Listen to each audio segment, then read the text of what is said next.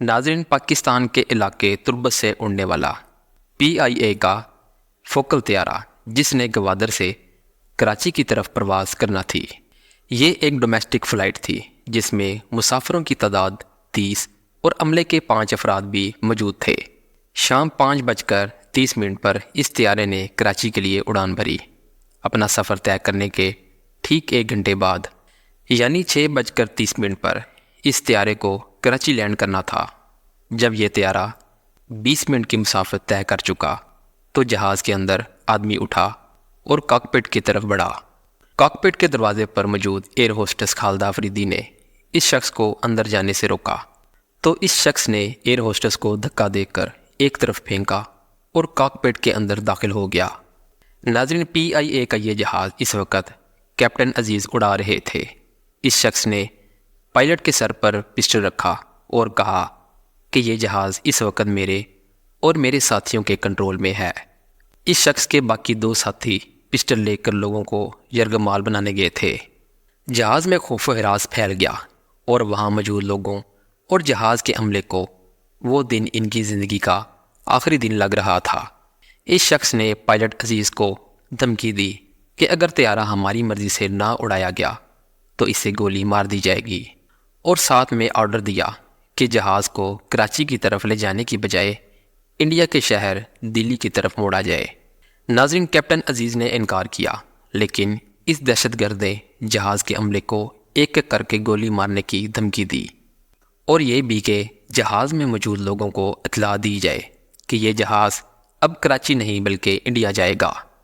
ایک air hostess نے اعلان کیا کہ یہ جہاز ہائی جیک ہو چکا ہے اور ہمیں انڈیا کے شہر دلی لے جایا جا رہا ہے۔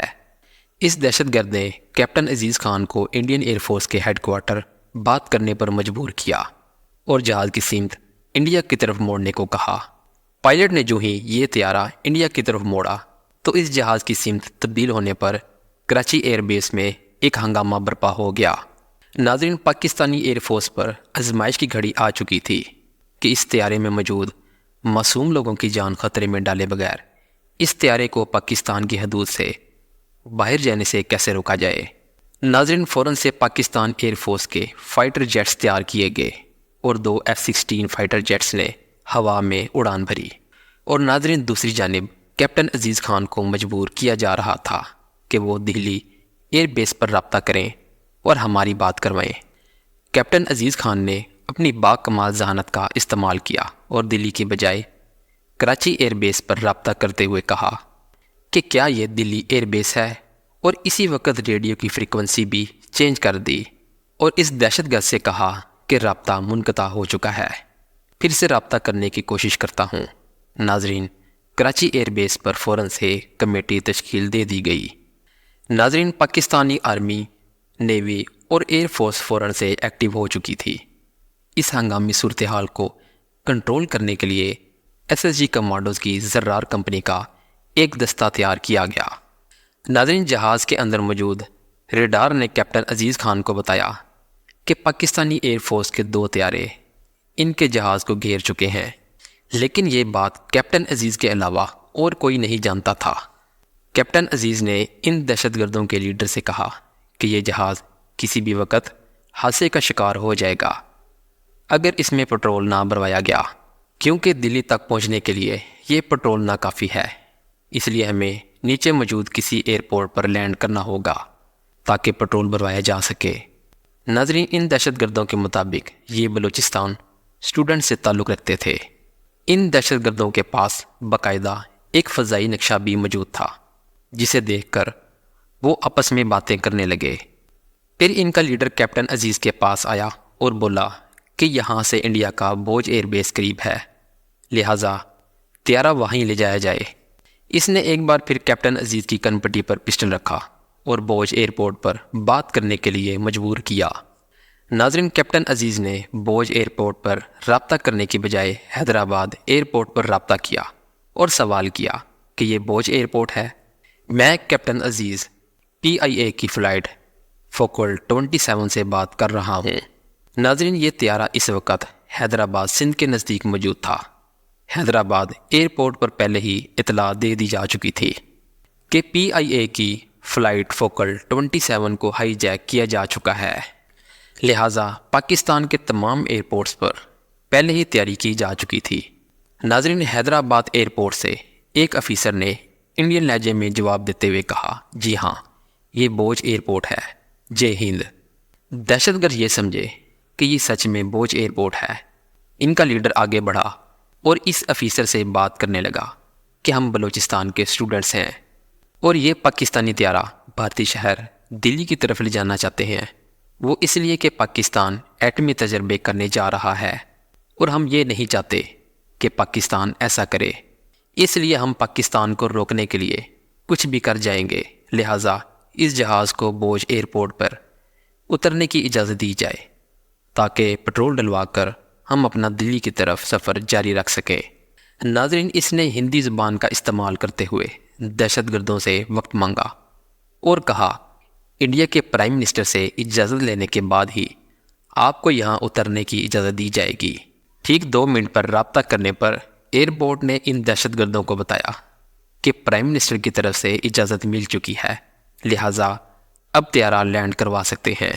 ناظرین، اسی خوشی میں دہشت گردوں نے جے ہند اور جے ماتا کے نعرے لگائے اور دوسری جانب موجود ایئرپورٹ نے بھی جے ہند اور جے شری رام کے نعرہ لگایا۔ کیپٹن عزیز، جو پورے واقعے کی سچائی سے واقف تھے، بالکل خاموش بیٹھے رہے۔ فوراً سے ایئرپورٹ پر موجود جہازوں کو وہاں سے ہٹانے کا آرڈر جاری کیا گیا۔ پاک آرمی کے ایس ایس جی کمانڈوز نے اپنی پوزیشن سیٹ کر لی اور پوری طرح سے ایکٹیو ہو گئے۔ سورج غروب ہو چکا تھا اور ہر طرف اندھیرا پھیل چکا تھا۔ ایئرپورٹ کے اوپر سے پاکستانی پرچم کو ہٹا کر انڈیا کا پرچم لہرا دیا گیا۔ پورے کراچی شہر کی لائٹس بند کر دی گئیں تاکہ دہشت گردوں کو شک نہ ہو کہ یہ انڈیا نہیں بلکہ پاکستان ہے۔ ناظرین، یہ طیارہ حیدرآباد ایئرپورٹ پر لینڈ ہو گیا۔ دہشت گردوں نے جب بھارتی پرچم دیکھا تو ایک بار پھر سے جے ہند کے نعرے لگائے۔ اندھیرے میں ایس ایس جی کمانڈوز نے اس جہاز کو گھیر لیا۔ 3 ایس ایس جی کمانڈوز جو انڈین ایئرپورٹ سیکورٹی کی وردی میں تھے، بنا ہتھیار کے بات چیت کرنے اس جہاز میں داخل ہوئے اور اندر جاتے ہی ایک بار پھر سے جے ہند کے نعرے لگاتے ہوئے ان دہشت گردوں سے بات شروع کی۔ ناظرین، کمانڈوز اس بات کا جائزہ لے رہے تھے کہ ان دہشت گردوں کے پاس کون سا اسلحہ موجود ہے اور ان سے کیسے بنا کسی جانی نقصان کے نمٹا جا سکتا ہے۔ ناظرین، اتنے میں ایک ایس ایس جی کمانڈو ان دہشت گردوں سے مخاطب ہوا اور کہا کہ آپ یہاں محفوظ ہیں اور آپ بھارت سرکار کی امانت ہے، لہٰذا کسی بھی بات کی فکر نہ کریں۔ عورتوں اور بچوں کو یہاں اتار دیں اور مردوں کو دلی لے جائیں۔ ناظرین، یہ دہشت گرد کمانڈو کی بات میں آ گئے اور عورتوں اور بچوں کو جہاز سے اتار دیا گیا۔ جیسے ہی عورتوں اور بچوں کا جہاز سے اترنا تھا کہ ایس ایس جی کمانڈو جو جہاز کے گرد گھات لگا کر بیٹھے تھے، جہاز کے دونوں دروازوں سے اللہ اکبر کا نعرہ لگاتے ہوئے نہایت پھرتی سے اندر داخل ہوئے۔ ناظرین، یہ سین دیکھتے ہی دہشت گرد حواس باختہ ہو گئے اور یہ جان نہیں پا رہے تھے کہ ان کے ساتھ آخر کیا ماجرا پیش آیا ہے۔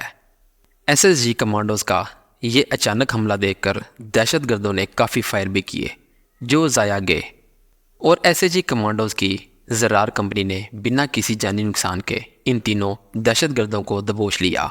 ان کمانڈوز کا لیڈر آگے بڑھا اور دشمنوں سے کہا، ویلکم ٹو پاکستان۔ کیپٹن عزیز کی باکمال ذہانت اور پورے پلان نے کئی معصوم لوگوں کی زندگیاں بچا لیں اور ان تینوں دہشت گردوں کو 2015 میں سزائے موت دے دی گئی۔ ان تینوں دہشت گردوں کو پکڑنے کے بعد پاکستان نے ایٹمی تجربے بھی کیے اور پوری دنیا کو یہ بھی بتایا کہ پاکستان کے اندر جب تک ایسے ذہین اور بہادر جاں باز موجود ہیں، پاکستان کا کوئی بھی کچھ نہیں بگاڑ سکتا۔